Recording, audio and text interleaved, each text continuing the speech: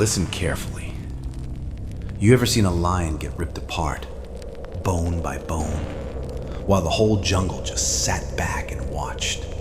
No rescue, no mercy, no "are you okay?" Just silence. You were that lion, weren't you? You kept giving. Your time, your energy, your loyalty, hell, your entire damn soul. And for what? For people who saw you burning and handed you more gasoline. They begged for your light. They praised you when you fed their emptiness, but the second you needed even a drop of their help, they vanished. They loved you only while you stayed useful, but they were nowhere when you lay in ashes. Funny, huh? They act like your collapse was their entertainment, their sick show. Like watching you drown was some twisted victory for them. But let me tell you something they don't know. Let me burn this into your bones. God is not finished with you. He isn't even close. Because the same people who watched you get crushed are about to have front row seats to your resurrection. And trust me, you won't be coming back quietly. No. You're going to rise like a hurricane tearing through their illusions, and you'll leave their cardboard kingdoms in ruins. They thought they ended you. They thought the pain would finish you. That's where they miscalculated. You see, pain doesn't erase real ones. It resurrects them. It reforges them. You will never be the same. No. The old version of you is dead, buried in the flames they set. But what's rising from that scorched earth is something else entirely. Stronger, colder, sharper. Not hateful, just finished explaining yourself. Done apologizing. Done shrinking to fit into spaces you were meant to own. The world tried to teach you your place. God is about to teach them yours. They laughed while you were on your knees, didn't they? Mocked your silence, interpreted it as surrender. But they missed the whole plot, kid. Silence isn't weakness. Silence is the hum of God. Rebuilding a monster in the dark. Silence is a war drum they can't hear. While they laughed, God was gathering every shattered piece of you, reforging every ounce of your pain into a new weapon. When you were quiet, you weren't broken. You were under construction.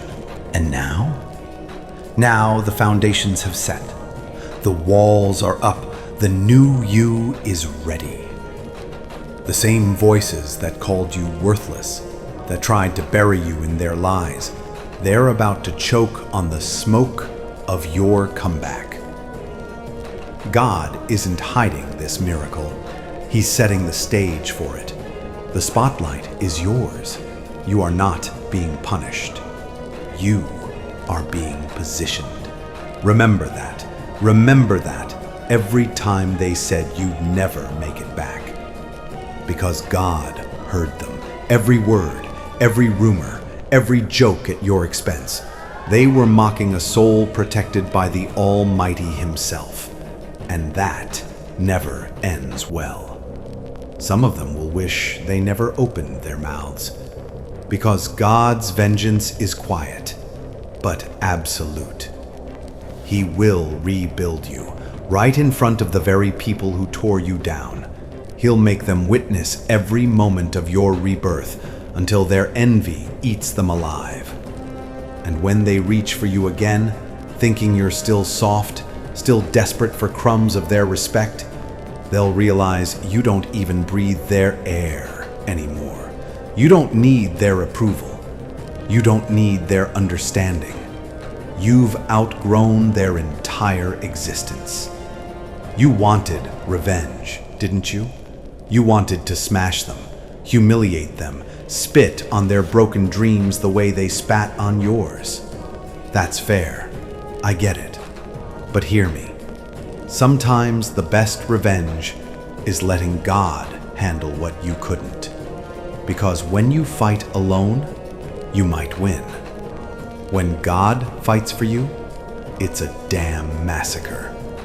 Those same hands that tried to bury you will end up watering the soil you rise from. That's divine irony. That's justice with a blade. They will watch you glow in ways they can never touch. They'll remember every tear they ignored, every cry they mocked, every moment they thought you were finished. And it'll haunt them. Because they didn't just lose a follower. They lost a blessing. They lost a divine gift. And you're untouchable now.